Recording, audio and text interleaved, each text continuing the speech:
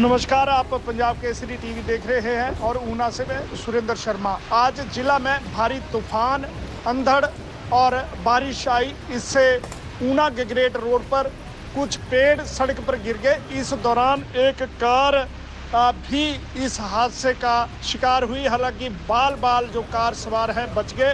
एक बड़ा पेड़ जो सड़क पर गिरा और उससे ये कार जो है वो इसकी चपेट में आई। हालांकि इसमें सवार जितने भी लोग थे वह बाल बाल बचे।